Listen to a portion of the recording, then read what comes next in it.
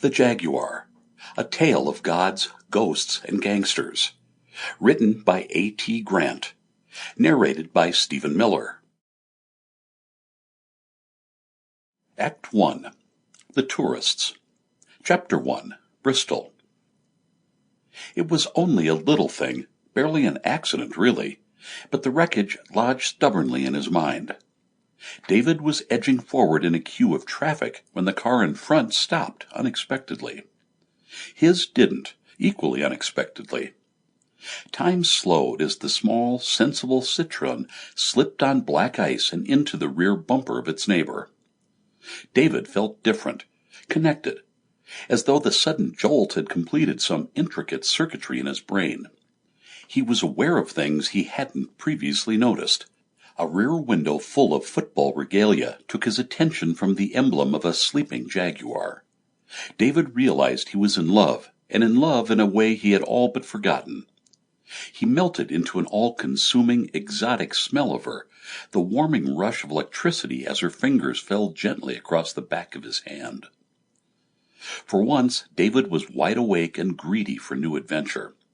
Shock coursed through him as he was confronted by an angry man in possession of a now slightly warped vehicle.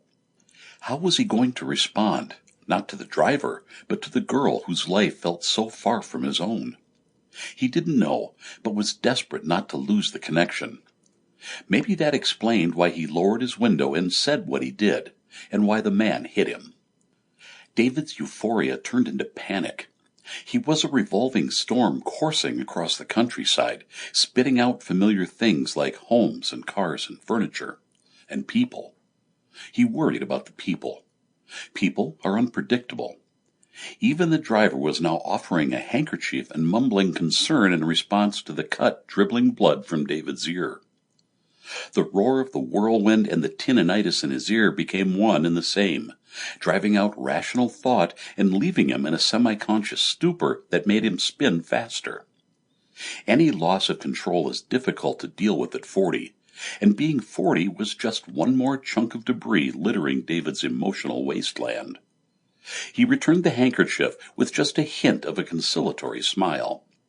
His tattooed assailant stood transfixed, flexing a forearm mechanically. A snarling feline imprinted there seemed to be grinding its teeth. Events had not panned out quite as the driver has anticipated. He turned on his heels, stomped back to his car, and sped off through a red light. David watched him go, still unaware of the impatient tailback behind him. CDs full of basic Spanish were strewn across the front passenger seat. Desperate now only for routine, he fumbled for a disc and managed to still his trembling hand just enough to insert it. Automatically, he started to drive and to respond to each linguistic prompt. The knot in his stomach began to slacken, and his breathing to subside. He thought again of a girl he hadn't seen for 20 years. His fingers dabbed absent-mindedly at the damp side of his face, oblivious both to the blood pattering his white shirt and to the well-enunciated exhortations to endichar ye repetir emanating from the car stereo. 5 minutes before, his mind had been so clear. 5 minutes before, he had experienced an emotion so surprising it had lifted him completely from his everyday life.